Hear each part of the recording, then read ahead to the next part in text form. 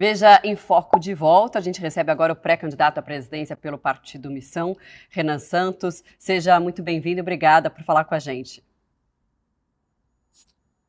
Olá, tudo bom? Obrigado aí pela oportunidade.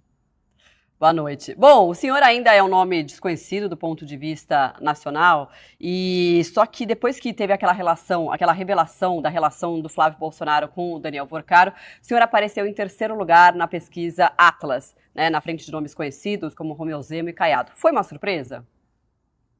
Não, porque não é verdade. Eu já estava na frente deles antes. Eu já estava crescendo também antes da revelação. Não sou fruto dos erros do Flávio de maneira alguma. Na verdade, eu já estou em terceiro na pesquisa Atlas desde março. E aí eu já tinha ultrapassado eles antes. E eu estou numa curva de subida anterior a esse processo. Tanto que eu estaria atingindo esses números com ou sem o Flávio. Então, eu já esperava, né? Minha meta era chegar a coisa de 10 a 12% até as vésperas da eleição, lá para agosto, e eu vou alcançar essa meta. E o senhor, de qualquer jeito, com essa revelação, né, por mais que o senhor já está citando aí a questão da Atlas, que o seu nome já vinha à frente, essa revelação, de alguma forma, abre mais espaço para outro nome da direita crescer, enfim, e se viabilizar para um segundo turno? Abre, no caso, mais para mim, porque os demais pré-candidatos de direita, o Zema e o Flávio, e o Caiado, eles se colocam como auxiliares do Flávio. E eles se reuniram, inclusive, recentemente com o Flávio, gravam vídeos. O Zema já se colocou novamente como uma opção de parceiro, de vice pro Flávio. Então fica aquela coisa esquisita em que o Zema diz que é imperdoável o que o Flávio fez, mas ele topa ser vice de um cara. Então é perdoável, não é imperdoável. Né? Então eu acho uma situação muito complicada. Na verdade, tanto o Zema quanto o Caiado, eles tentaram construir a reputação deles como líderes políticos como auxiliares do bolsonarismo. Nunca fizeram crítica aos Bolsonaro. E aí isso está cobrando um preço agora. Eles não conseguem se estabelecer como lideranças justamente nesse momento em que o bolsonarismo mostra toda a sua fragilidade. E eu não sei como eles vão resolver isso. Para mim, que estou firmando uma liderança que é crítica a qualquer grupo político que se envolve em escândalo de corrupção, para mim é natural, vamos dizer, esse encaminhamento. Então, onde sou conhecido, especialmente dos mais jovens, das pessoas mais bem informadas, eu já estou numa posição bem boa.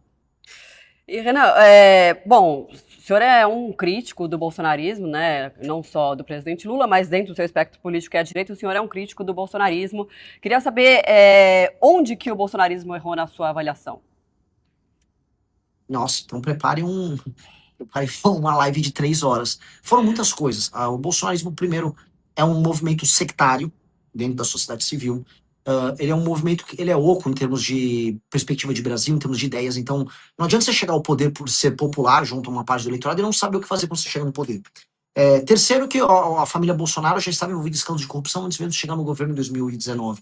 E essa corrupção pretérita, especialmente do Flávio, cobrou um preço. Tanto que o Bolsonaro teve que destruir a Operação Lava Jato, o próprio aparato de investigação do Estado brasileiro, num acordo com a STF para salvar o Flávio.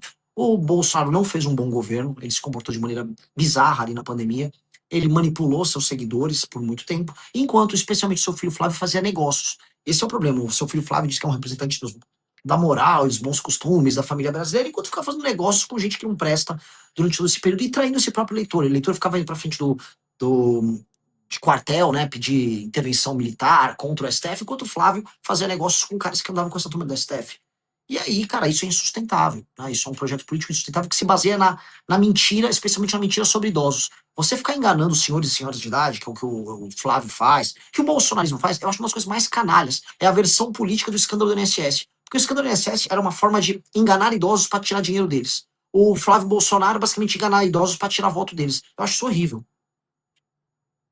O senhor também, né, se coloca como um nome antissistema, lembrando que o ex-presidente Bolsonaro também fez isso quando venceu em 2018. Qual que será a diferença para o eleitor? Como é que o senhor vai fazer esse distanciamento? Eu não sou antissistema, eu nunca falei isso. Pelo contrário, eu sou presidente de um partido político. Eu quero reformar o sistema brasileiro. Eu estou fora desses jogos escrotos que tem na política brasileira, troca de favores dos mais baixos, escândalos de corrupção. Eu não tenho nada a ver com isso. Mas eu não sou um antissistema. Quando a gente tocou o impeachment da Dilma Rousseff, não apenas nós fizemos a parte das ruas, mobilizamos as pessoas, mas nós fomos até o parlamento negociar com as lideranças dos partidos políticos para obter a maioria para fazer o impeachment. Então, eu não gosto desse rótulo, nunca tive. O rótulo que cabe em mim é Eu sou um reformista radical. Eu quero fazer reformas radicais naquilo que a gente chama de sistema, para fazer o que ele opera em favor dos brasileiros e não mais a favor de uma minoria em Brasília. Que tipo de reforma radical? Qual seria a principal? Vou São muitas, desde reformas que vão no campo fiscal e econômico, reforma de competitividade, até uma reforma profunda no sistema penal, uma reforma no sistema persecutório do Estado brasileiro para enfrentar o crime organizado, uma reforma que tem um impacto político, uma reforma de gestão das cidades brasileiras. Boa parte das cidades brasileiras elas não têm função, elas apenas vivem de orçamento que vem do governo federal e não entregam bons serviços públicos e não impõem a si próprias a necessidade de fazer seus cidadãos terem atividades econômicas de modo aos cidadãos se emanciparem da dependência do Estado. E nós temos uma reforma profunda para alterar isso. Esses são 3 exemplos que eu coloco aqui de reformas que alterariam toda a dinâmica política, econômica e social do Brasil. E isso não é uma coisa de uma pessoa de sistema, muito pelo contrário, é uma pessoa que estuda muito aquilo que a gente chama de sistema e que quer alterar ele e quer alterar a forma como ele funciona. Por que o senhor acha que veio esse rótulo que o senhor disse que não gosta? Porque é um rótulo. Não digo que é um seu, acho que você é uma jornalista séria, mas muita gente na internet é preguiçosa em fazer pesquisa. E aí acha, ele é um cara antissistema. Porque eu sou de um movimento político, ou não sou do partido do Kassab. Eu acho que só tem preguiça nisso, de parte da imprensa ou parte da análise política. O Renan é antissistema. É igual pessoas que me comparam ao Pablo Marçal, que é um estelionatário. Não tem nada a ver com isso. Candidato de direita, como que o senhor se definiria, né? Dentro da direita, quais que são os seus propósitos? Enfim, o que o senhor mais acredita como uma mudança de fato, se, claro, for eleito presidente nesse ano? Eu acho assim, quando a gente estuda, vamos dizer, quando a gente tem uma leitura política do que é o nosso grupo político, tanto o movimento quanto o partido, nós podemos ser classificados de maneira clássica como um grupo de direita. Né?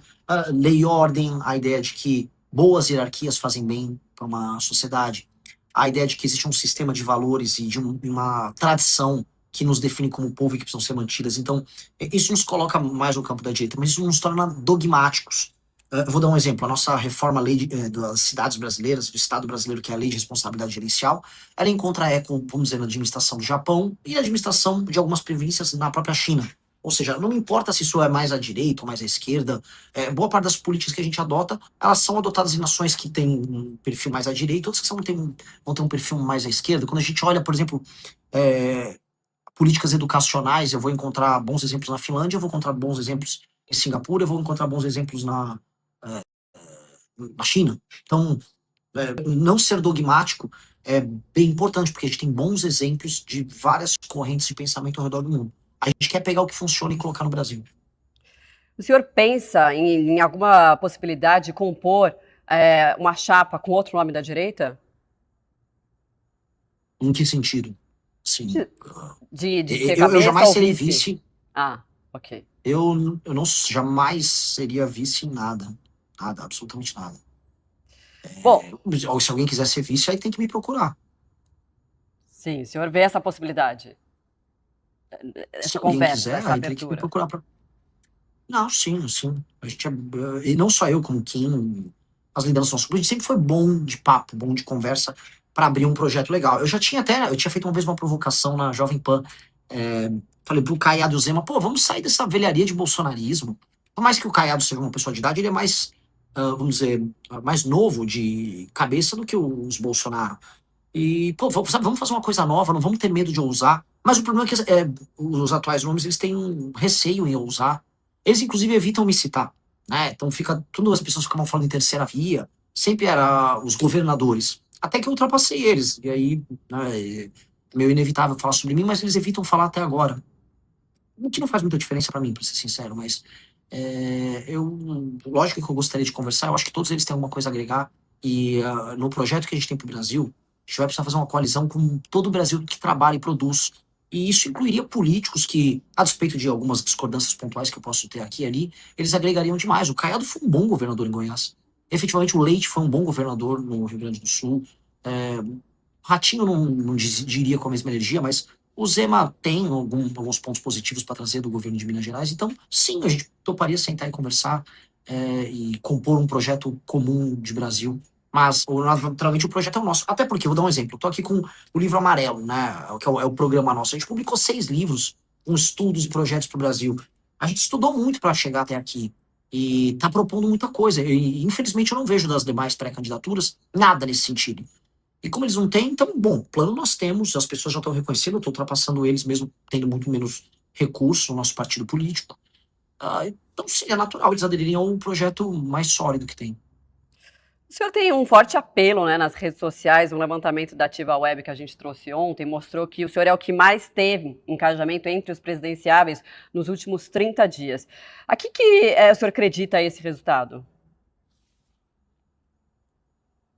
Eu não sei. Eu não sei, porque assim, os outros têm agências de publicidade, têm marqueteiros. Eu gravo meus próprios vídeos, eu faço os roteiros dos próprios vídeos, eu tenho uma ou duas pessoas que me filmam, o tipo de visão de mundo que eu divulgo, é a visão de mundo que eu divulgo nas minhas lives. Acho que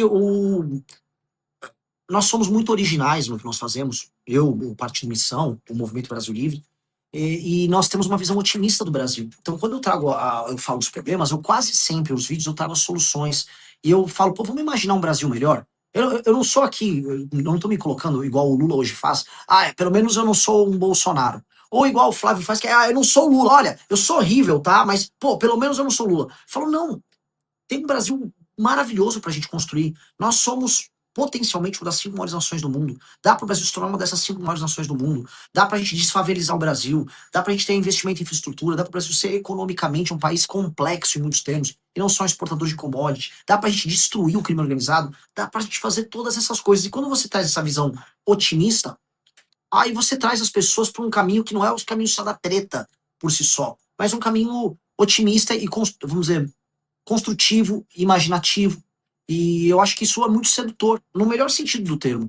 É muito sedutor você pensar que, pô, em vez de eu ficar brigando aqui, tem um louco, um tal de Renan, falando de propostas sérias, ambiciosas e possíveis para o meu país.